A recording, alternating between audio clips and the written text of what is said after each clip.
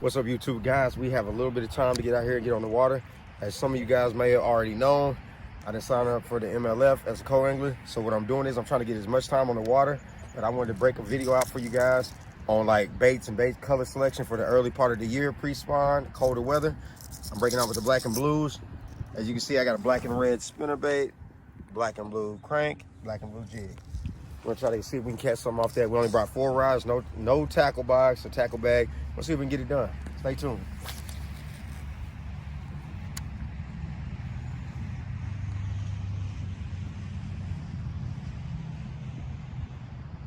All right.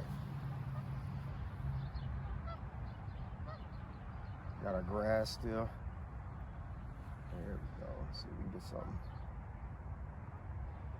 All right, it's a little warmer than it was yesterday, so we're gonna try to see if we can find these fish up in the shallows.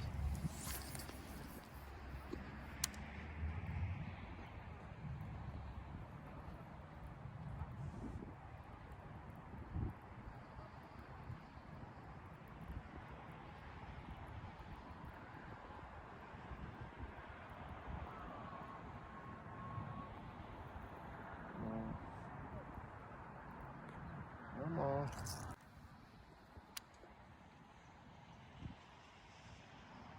Definitely gonna work that black and blue, guys. There's a lot of crawfish that's gonna be abundant this winter, especially the early part of the season. So I'm definitely gonna look forward to that. And I think the first system that I'll be fishing is a river. So with that said, it's gonna be a lot of crawfish, a lot of things going on. And with the shad dying out, I know for a fact the bluegills don't get more active until about 65 degrees or better on the water. So the best thing to be throwing is a crawfish pattern, whether it be red, black, or black and blue. So we're gonna try to figure it out. Just depends on the color of the crawfish in that area. So we're gonna try to match the hatch a little bit, especially when we know where we're at. Do a little research, because we got a little while, so I got plenty of time to get it down, guys. But that's the first thing I'm gonna do when it comes down to fishing a tournament or just fishing in general for success, guys. Oh, turtle popped his head up.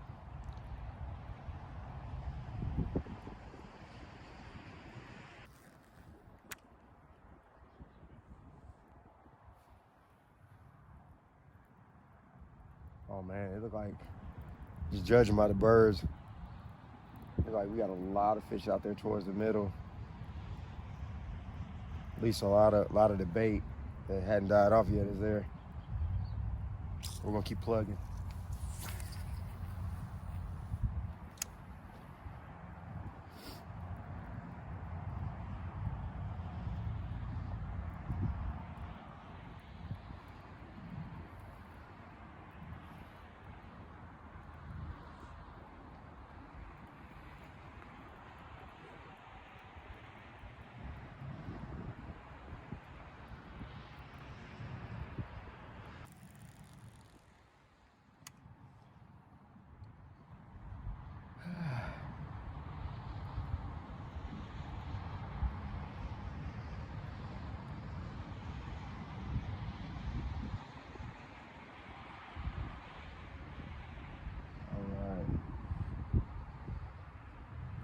It's been real tough on this bigger part of the water as of late. So we're gonna move this around. Move around a little bit.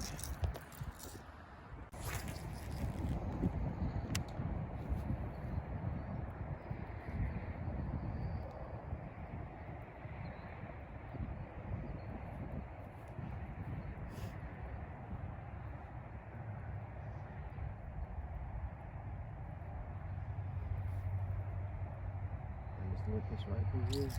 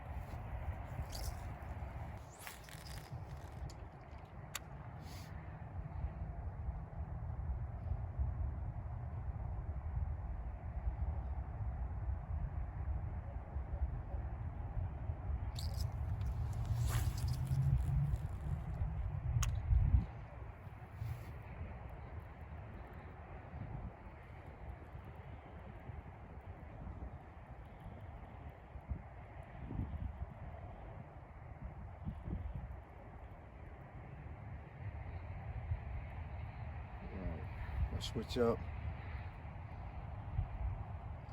real quick. Go to the square bill. See what we can get going, guys. Switching over to the 6" Blue Crush square bill.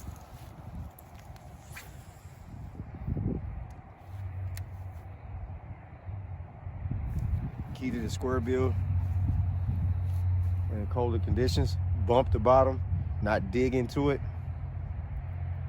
You want it just to touch the bottom, like right there.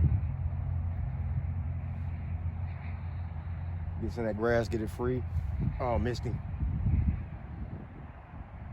He hit it as soon as it came free. That's a bad hook set too.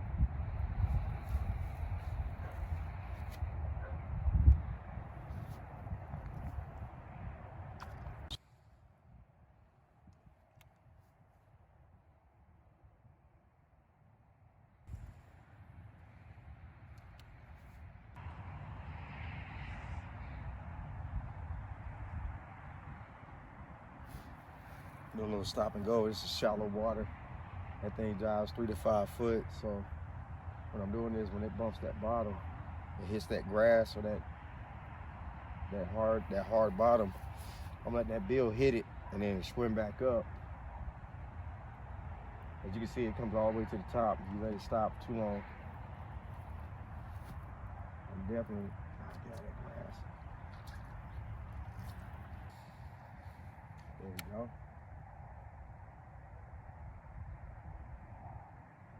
It's all about angles too, guys. It's all about angles. You can be a certain way and hit that same area, and that fish might not touch it. But then you move or change the direction you're casting, you get into them. Got a little grass on here.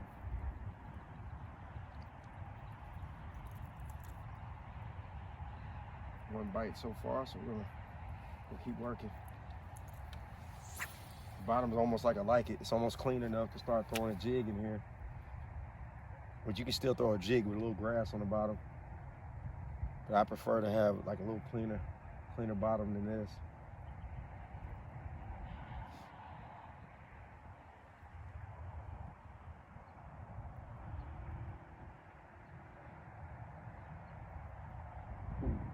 That might be the bottom.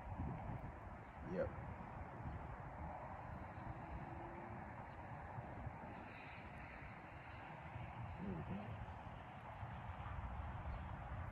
That square bill, you don't want to burn it like you do that lipless. You want to kind of give it time to do its thing. We're gonna have some cold, crazy weather come in, so kind of trying to toss our square bill where we think they might be setting at. And right now it's been a little warmer pretty much all day than it has been all week, so we're gonna see if they're kind of setting in the shallows. Last time we were here, they weren't hunting too hard. They were sticking right on the little drop off and around a lot of grass. So we're gonna work that. We'll switch angles though. We're gonna move to the other side and we're gonna try to see if we can trigger them from that way. We'll go from there, guys. Stay tuned. We went back to the deeper water. We're pitching a black and blue jig now. We weren't getting too many reaction strikes or nothing off the moving bait, so we're gonna slow it down.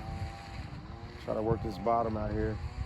All the birds that were feeding on the bait fish are starting to move towards this way, so whatever they're on, hopefully it gets over here. The fish follow. Grass, shake it off.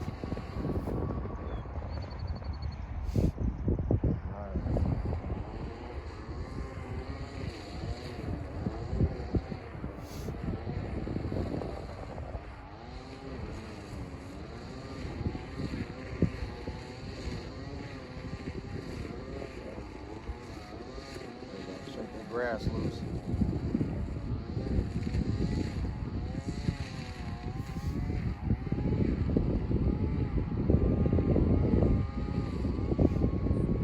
Key to this, guys, maintaining contact with the bottom, and I keep the tension on. I don't slack line my hook sets, because you can really just jerk that jig out of their mouth You want to keep that tension on it. You want to force that hook through the upper part of the mouth.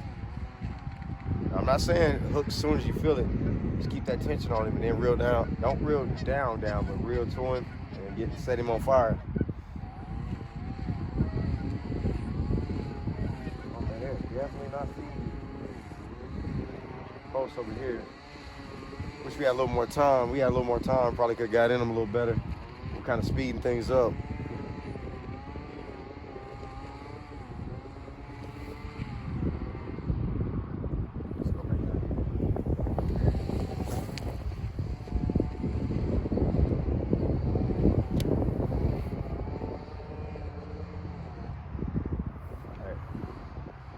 Feeling for that bottom. There it is. Instead of drag that jig through that grass, I'll kind of drag a little bit, feel that grass on it, pop it loose. Drag a little bit, pop it loose. I want that crawl to hit and let the pincher go up when it lands. So it land butt first. But at the same time, I'm keeping that slack out of my line. As you can see, it's still tight down there. See, I'm moving that bait, just doing that. So how tight I'm keeping it.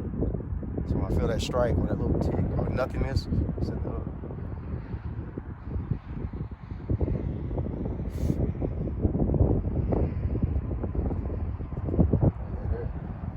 Geese on the ducks really get down on the grass and come loose.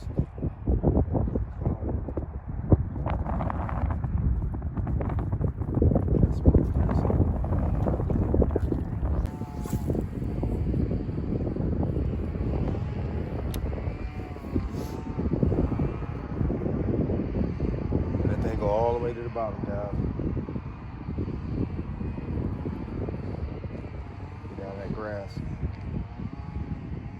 That's where I use my shorter rod on the jigs, guys. A 7-foot heavy. I got a 7-foot heavy. And the reason why I want to do that, I want to be able to force that. I want to be able to force that hook through that upper mouth. I want that power. But I keep it smaller so I can still control my bait. You can fish a 7.6, 7.4 and flip with it or throw your jigs with it, but I'd rather have a shorter rod so I can get the action of that bait. I can stay in contact. I mean, longer rods for longer distance usually stay in contact with the bait, but for me, a shorter rod with the right line on it can do the same thing. I can actually maneuver that bait the way I want. I can manipulate that bait, like instead of dragging that bait all the way up to the top of the, like have my rod way up here to get out of that grass, I'm able to just put a little shock to it, just a little flip to it, just a little bit.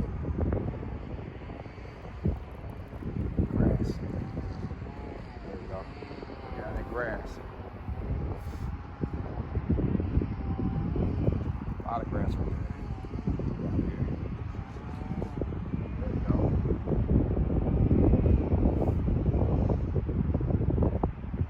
Usually when I bring my bag, I switch over to a smaller jig if it's hanging up like that. Or I switch over to a Texas rig, slide it across there. Today we're going to test ourselves. We need adversity, guys. We need adversity to grow. They're not hitting. This is the best days of your life right here, because now you can come out, figure them out. There you go. Get that grass off. We'll go back to the moving. Having trouble with that? Switch over to the moving bait. I'm gonna toss the spinner bait. The vibration. Not too much flash. You see, it's got the black blade, black and red crawl trailer skirt. We want to kind of run a moving bait with some vibration to it, though. Not a lot of shine, but it's vibration and body to it. They can see the silhouette of it still. Water's real clear today, so we want something dark. Running that spinnerbait across that grass too.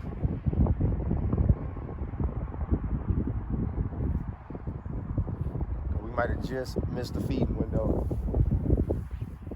They usually eat here, so I know we must have just missed the feeding window for them. But they can start up at any time, so cranking and see what we can do.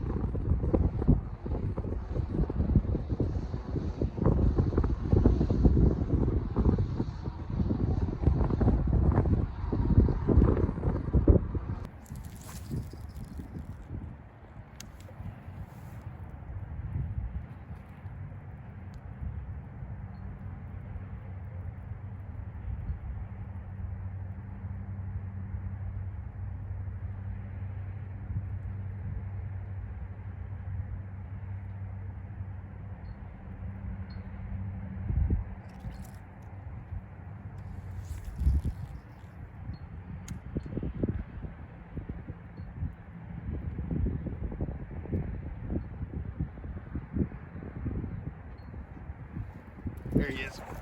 There he is. Took a while to get him. Took a while to get him. There he is. There we go. Tough little bite, guys, but you got to figure him out. Got a bigger fish this time. Hold on, baby. There he is.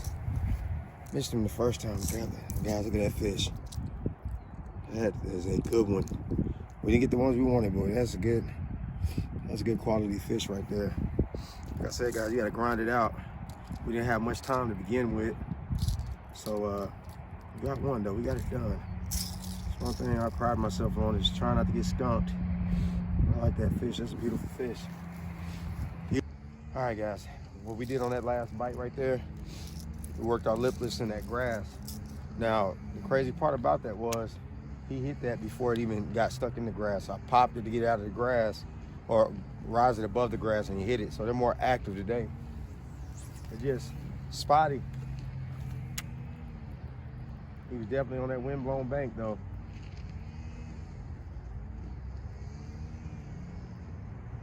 See, I was rising it just like that to get over that grass, and he hit it.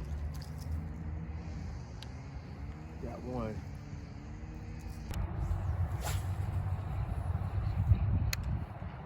Come here. There you go.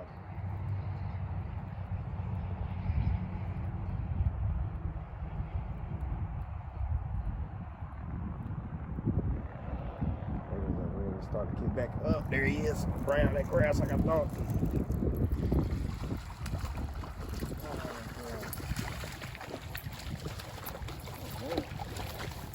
Black and red spin. Oh, that's a better one. Better fish right there. That's what we're looking for. There we go. That's a lot better fish. Got that black and red spinner. Fish number 2, guys. It's been a grind. I mean, we've been out here. It's about 6 o'clock. We got out here at like 5. It's about an hour, close to an hour, trying to put in work. I might just start feeding too, because I know a lot of times I feed at night, even when it's cold sometimes. You can get them pretty good. Oh, I missed him. Okay, they're stacked. They're stacked over there. I mean, way in that grass. I'm literally having to pull that grass all the way to the bank almost to get it off the hook.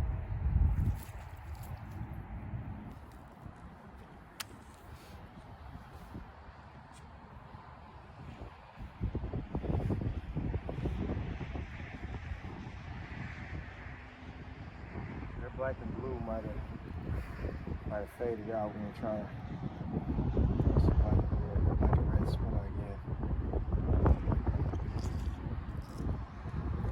Black and blue might not be as big. Black and red is sometimes a good alternative.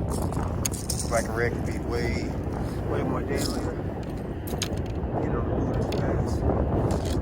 I usually love red though, pre-spawn. Like I said, guys, that pre-spawn, that crawfish is your most abundant source of food. So you want to make sure that you target that and match the hatch. Apparently, with this being red and black, some of the crawls might already started turning red.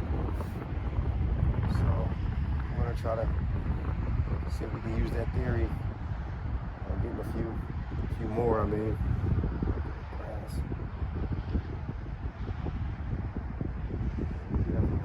You definitely want to stick with the crawfish pattern. A lot of people are talking about how the lakes, they hadn't been really hitting bass in ponds, streams, or lakes. But one thing I have figured out, that the bluegill patterns have stopped for the most part. Now, don't get me wrong, I run that lipless, but with that lipless being black and blue, they can mistake that for a lot of things. Even though it's in the body style of a bluegill or shad or whatever you want to think of it as. That crawfish is the same color as that, and that's what they're eating on. They'll attack that too, but it's just not as often as they would for something that you're matching to what they're eating. You want to match that hatch as much as possible. So like right now, I'm cranking that spinnerbait over that grass. I'm letting them pinchers bounce off that bottom. So I'm keeping that spinnerbait holding, but at a tempo. time it hits down, I'm pointing that rod tip down and to the right. See what I mean?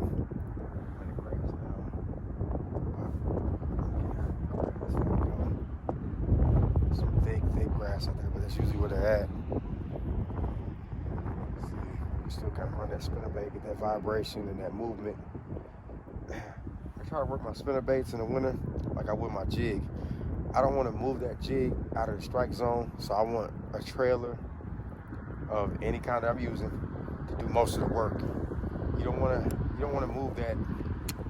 You don't want to move the spinnerbait. See that grass right here, guys? See that grass right there? Now you look, them pinchers, they're gonna jump. You look at them. There's a lot of action to them in the water. Let me fix this thing real quick. I'll rehook it. You don't have to change the trailer every time, so you just rehook it. You position that bad boy on there, get your skirt right. I want something that makes a lot of movement. I don't really want to move that out of the strike zone too much. That's mainly what I do for my jigs, but I also do it with my spinners too. There's more than one way, contrary to belief, there's more than one way to work a spinnerbait. There's some way more effective ways to work a spinnerbait than just just bringing it in. A lot of people are like, oh, I pop it. That's cool. But you can also run that spinnerbait off the bottom and just kind of scoot it. You can be on the bottom like now, like a jig. And that flutter or that blade will sometimes trigger a strike of a bigger fish. So like right now, when I get too much action and I want to keep it out of that grass, it's on the bottom. I'm just popping that thing out of there. There you go, just like that. Not much movement, it's just up, down. I'm moving that thing maybe 10 inches, 9 to 10 inches away from where it landed each time. Trying to trigger them more lethargic fish. But yeah, there's more ways, guys. You can work a spinnerbait. You can work it on top like a buzz bait. You can work the middle column with the stop and go. My personal favorite be this one right here. If it's not biting, my rod tip's gonna be down. And I'm gonna work that spinnerbait like this. I'm just gonna crawl it. I'm just gonna crawl over the grass. But it's in that grass, you can see that rod tip just bouncing up. That fish will let you know when he's on there. So right now, I'm not really catching the grass either. The spinnerbait's just going right over the top of it. You'll know when that fish bites you from it just bumping the grass. You'll know. He'll let you know. He'll grab it and take off running.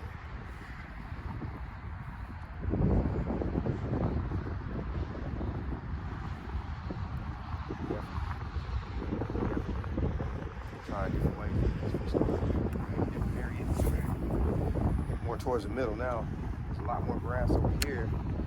But I'm gonna do that same retrieve over here because a lot of times I'm on the other side of that bank over there, but I'm not getting hits over here.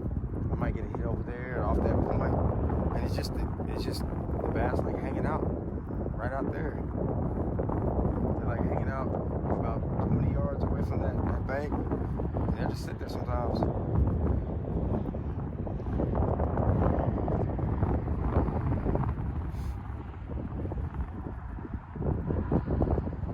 Let's see, I'm bumping that bottom right now. Not digging into it, just bumping. And once more, I kind of bring it up. Let's go over here to the shallow. See if we can get bit. I'm not hitting off from the deep. Work a different angle. See if we can get going. Caught two already, and that's another thing, mindset. Mindset, guys. Whether you're a YouTuber, YouTube fisherman, or you're a tournament fisherman, or you just somebody that likes to go out there and enjoy yourself on the weekends, you do need to understand you're not going to always catch 20, 30 fish.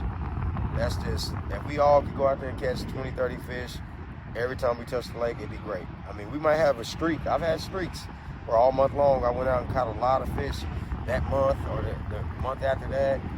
But the reality of this sport, fish get used to stuff. You get a little, let's be honest, we'll get bored with stuff, try something else. It might work, it might not. And then we'll stick to that because we want that bite off of it. We want so bad to be like, man, I caught this on here, or you got a new sponsor, and you're like, man, I'm gonna try this bait out. That's all good. That's all good. I mean, it's good to go out there and really work that bait, learn that bait, and help out your companies that are helping you out. But also just remember, if you don't get bit off that bait, it's not the company or the bait. Sometimes it's the fish not feeling it that day, or it might just be a bad day of fishing. You got a lot of factors that come into it. You got air pressure, you got water clarity, you got water temps.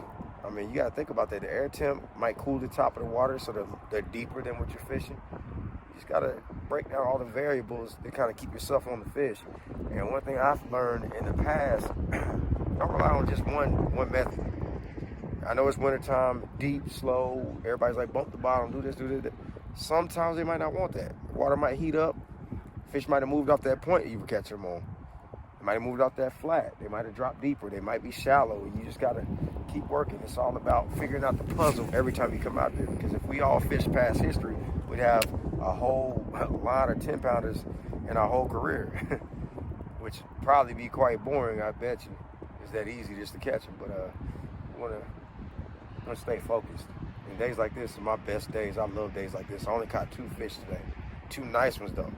And it was all from breaking it down. I don't have extra backup baits, so I had to fish these baits, and I like that. I like being put in that position against the wall. Like, hey, if you don't catch them off these 4 rods, you're not catching them today. I like them odds. That's going to be the same way when I get on that boat. If I'm not catching them off anything in my bag or anything I got, there ain't no running to the tackle store and getting where I know they'll hit. It's called being prepared. That's why I want my mindset to be prepared before I get in that situation. That's why I come out to these places and practice, try to get as much time on the water as you can. You want to get your equipment right. You don't want to get there and you're at the boat ramp and you're like, oh, I got a reel, but it's jamming up. It ain't been oiled. It ain't been clean. I need to change reels when I get on the boat. You want to be ready. And that's what I want to do. I mean, I know a lot of you guys might not have seen my tournament videos, but yeah, I definitely had a couple other tournaments, and I was ready. Each time we went, I was ready. I made sure that as a non-boater that I'm going to have my stuff together and not overcrowd the boat, not be in the way, keep your mannerisms up, keep your attitude in check, stay disciplined. If you're not catching them and they're catching them, it happens. But what it happened eventually, we got on some fish, though. So it's all about, like I said, it's all about breaking everything down. And these days right here is the best days of your life. They don't feel like it. They don't feel like it at that point. But I'm in a point now in my life and in my fishing journey where these days right here are my favorites. Because if I'm just whacking them, it's a fun video for you guys. It's awesome for you guys. But I'm not really getting into it like I should mentally. I'm just throwing it out there and it's just eating.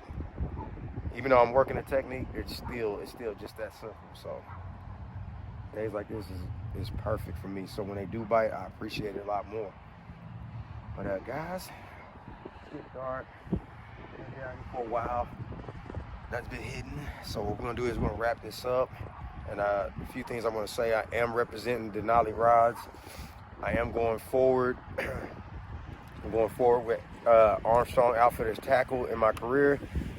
I am no longer. I don't know who all knows, but I'm not gonna be representing Vector hooks.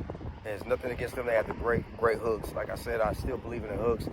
I just got another direction that I'm going, and I think I need as much energy towards what I'm doing, and I need like-minded people. And I mean, don't get me wrong, the people at Vector are great, but I'm definitely moving around because I want to be able to be a little more versatile when it comes down to my hooks and things that I'm doing. It's nothing against them, like I said. It's just I'm starting to realize I'm gonna need a lot of things going. I need to have my mind free, and I need to be able to focus on what I'm really trying to do. So guys, with that said, I'm gonna leave that subject alone. And hopefully anybody that watched this video that's with Vector, like I said, there's nothing against them.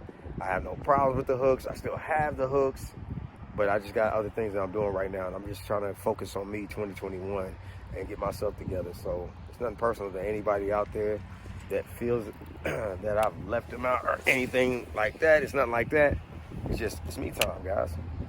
This is something that I got to do. This is my dream. I got to pursue it. And I love doing this YouTube for you guys, to help you guys, but I also need to get on the ball and get my stuff going. So with that said, guys, it's been great getting out here, getting this content for you guys. Sorry we couldn't get more than 2 fish, but I'm just glad to be out here on the water and practicing. So you guys stay tuned. Big things is coming 2021. Watch me. Peace.